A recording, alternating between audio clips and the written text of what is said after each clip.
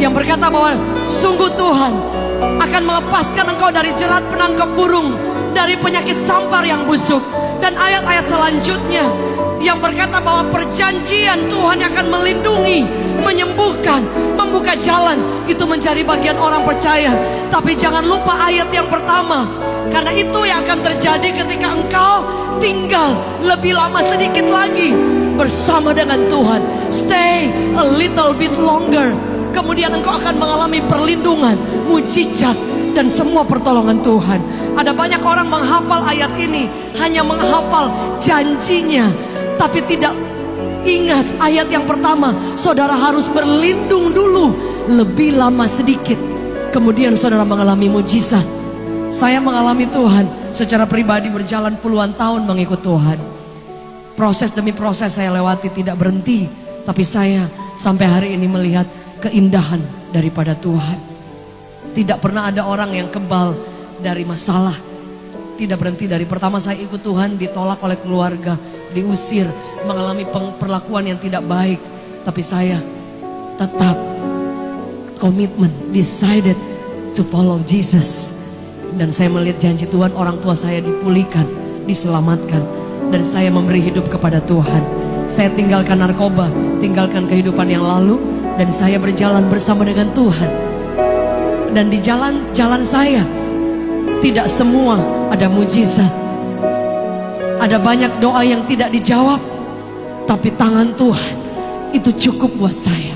Lagu yang tadi dinyanyikan El Shaddai, artinya salah satunya artinya more than enough, lebih dari cukup. Kadang-kala Tuhan tidak menjawab kita persis seperti yang kita minta, ibu, tapi Dia memberikan penghiburan yang kuat. Dia memberi kekuatan kepada kita untuk terus berjalan di masa yang sulit. Karena ketika kita tidak menyerah, mungkin di depan akan ada mujizat. Yang setuju boleh katakan amin. Boleh kita beri tepuk tangan yang terbaik bagi Tuhan. Ketika saya mengikut Tuhan, ada banyak pertanyaan, tapi saya tidak terus bertanya, karena saya tahu Allah yang saya sembah, Allah yang hidup. Saya terus berjalan. Saya meninggalkan hidup yang lama, berjalan bersama dengan Kristus. Kesulitan demi kesulitan dilewati, tapi tangan Tuhan itu cukup. Suatu waktu saya mengalami proses sakit di 2008 dan tidak sulit untuk disembuhkan. Dan itu proses beruntun, dari anak-anak sakit, saya sakit, mami saya juga kena stroke. Dan secara ekonomi pun kami mengalami kesulitan karena berobat cukup lama. Dan suami saya pun tidak bisa melakukan banyak hal karena harus jaga saya kalau saya berangkat, diberi kesempatan berobat ke luar negeri.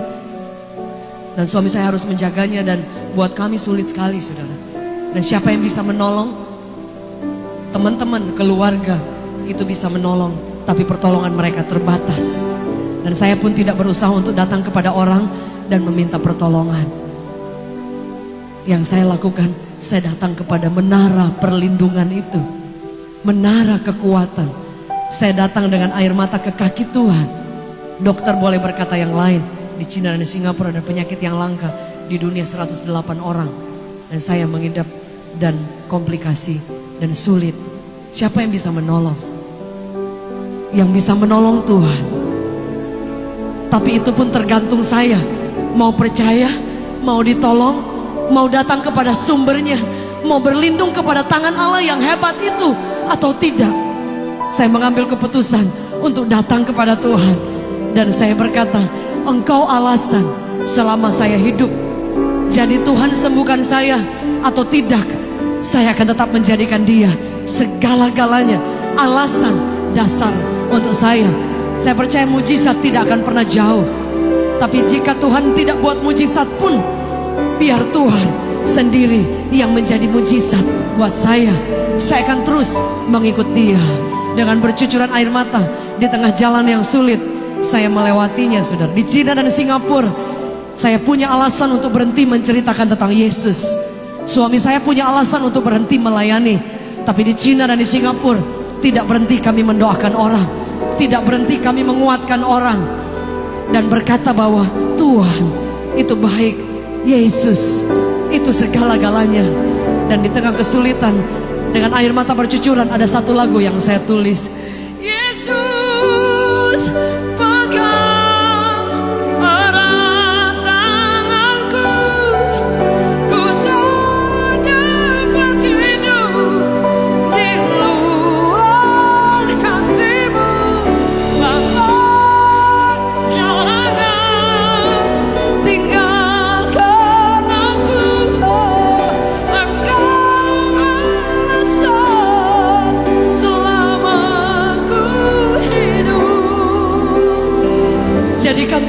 Dasar perlindunganmu yang teguh, dasar alasan satu-satunya Tuhan saja.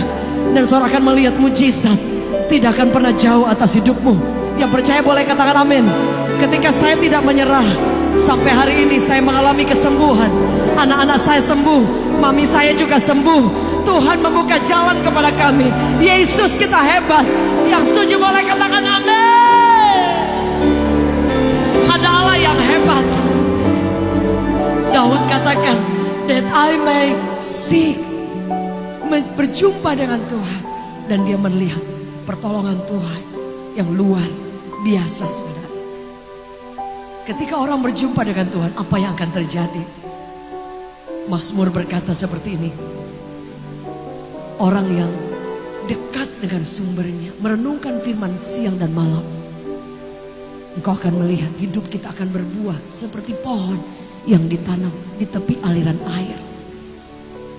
Mengalami kekuatan, apa saja yang kita buat, tangan Tuhan menyertai.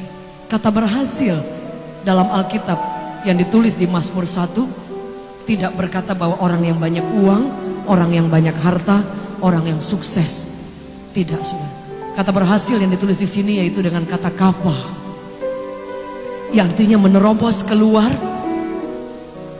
yang artinya memaksa untuk keluar, saudara, menembus keluar dengan kekuatan. Jadi tidak dibilang orang yang banyak uang ukuran keberhasilan. Ternyata kata berhasil itu berarti lebih lagi, saudara. Diartikan bahwa kita akan menerobos keluar. Dalam bahasa Inggrisnya salak, bukan kafah, salak, yang artinya to push forward, to go over. Artinya menembus keluar, melewati segala rintangan. Hari ini ada banyak orang mengukur kesuksesan mengikut Tuhan dari uang, dari jabatan, dari apa yang kita punya. Enggak, saudara. Ada banyak orang di daerah, di desa, pendeta-pendeta di pedalaman, jemaat hanya 5-10 orang, 10 tahun mereka melayani Tuhan. Dan kami boleh katakan mereka orang yang berhasil dalam Tuhan. Sekalipun secara keuangan biasa saja, tapi mereka orang yang diupahi oleh Tuhan secara dahsyat. Boleh kita beri tepuk tangan yang terbaik.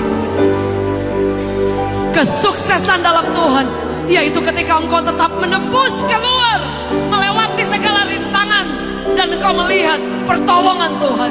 Engkau tetap setia berjalan bersama dengan juru selamat yang hebat itu.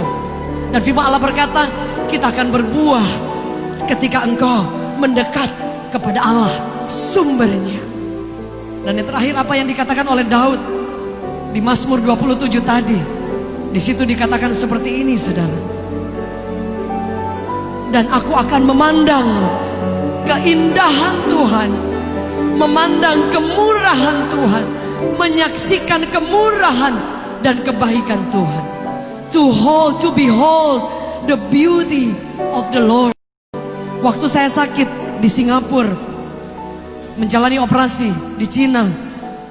Suatu waktu di Singapura dengan kondisi yang buruk, saya sebelum operasi, saya mimpi melihat perempuan pakai gaun emas. Ada tukang jahit di sana, desainer. Ada perempuan sedang digunting-gunting, dipasang lagi fitting. Dan saya tidak tahu artinya apa, saudara. Saya pulang ke Jakarta, saya cerita ke suami. Di Singapura saya cerita kepada teman saya tentang hal itu. Saya pulang dan kemudian saya ingat mami saya penjahit dari dulu. Dari saya SD kelas 6 saya sudah jahit, bikin rok dan yang lain, bikin spray. Dan ketika saya sudah dewasa saya pernah sekolah. Sudah menikah pun saya pernah sekolah fashion design. Tapi saya tidak pakai karena saya lebih banyak waktu untuk melayani Tuhan. Dan mungkin saya merasa berdosa kalau saya bekerja yang lain. Itu dalam pemikiran saya, saudara.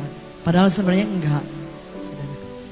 Kemudian saya mimpi itu, saya bilang sama suami, saya mau jahit, saya mau desain. Kalau saya sembuh, saya tetap melayani Tuhan. Tapi kalau boleh, saya mau berkarya juga. Saudara, waktu saya mulai jahit, itu ketika saya mulai sembuh. Artinya belum sembuh total. Dan bagaimana caranya saya tidak tahu. Tapi saya berdoa, ibu.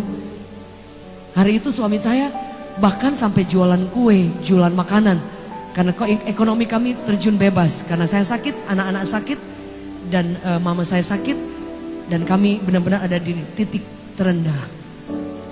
Saya bilang mungkin saya bisa jual baju, saya jahit buat bantu anak-anak sekolah, kuliah. Hanya itu, tapi saya ingin berkarya untuk menceritakan tentang Tuhan. Bapak Ibu Saudara, kalau ada di tempat ini ibu-ibu yang menyekolahkan anak susah, saya pernah. Jadi itu sulit sekali. Saya datang ke tempat sekolah, minta 50%, dicicil itu pun tidak sanggup. Karena saya dan anak saya berobat, nggak berhenti, saudara. Tapi Tuhan tidak pernah terlambat. Saya mulai jahit, saya mulai desain, dan apa yang terjadi, saya mulai berdoa. Ketika masih sakit, belum sembuh benar, saya bilang, Tuhan kalau saya sembuh, saya ingin berkarya, tapi tetap melayani. 3 tahun setelah itu, selama 3 tahun tidak ada jawaban, tapi 3 tahun setelah itu, saya tetap tekun. Saya bikin gaun buat mamanya Elo, Diana Nasution yang almarhumah, dan yang lain. Capek, tapi saya tetap lakukan. Dan kemudian satu waktu saya terpilih menjadi salah satu desainer Miss World 2013 sama Ana Avanti, Sebastian Gunawan, dan beberapa desainer yang ternama. Dan saya bukan orang yang punya nama, nggak ada orang yang kenal, taunya penyanyi rohani aja. Tapi ternyata di Bali, seluruh putri-putri seluruh dunia berkumpul dalam ajang Miss World. Dan di sana ada Jacqueline Selose yang pernah divonis oleh dokter merancang gaun putri-putri dari dunia. Saudara, siapa yang melakukannya jika bukan Tuhan? Yang percaya boleh katakan amin. Ada Allah yang masih bekerja, saudara. Saya pernah ada di titik terendah, saya pernah ada di titik minus, saudara. Tapi Allah yang saya percaya, Dia sanggup membuka jalan yang tertutup. Saya buat gaun, dan gaun yang saya buat masuk dalam top 5 yang terbaik. Dan terus Tuhan bukakan jalan.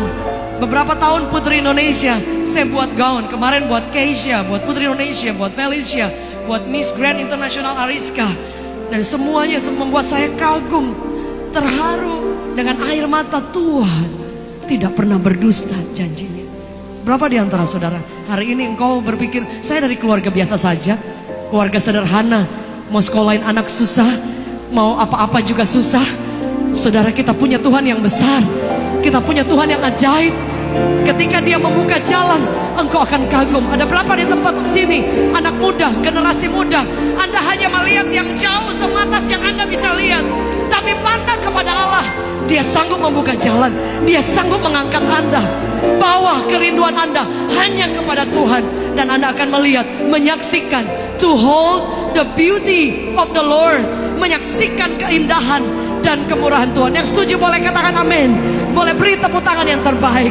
Jangan pernah menyerah, karena ketika engkau menyerah, engkau tidak akan melihat mujizat. Tapi ketika engkau menerobos keluar lebih jauh lagi, firman Allah berkata, keberhasilan itu akan menyertai Anda dan saya. Boleh saya undang kita bangkit berdiri di hadapan Tuhan.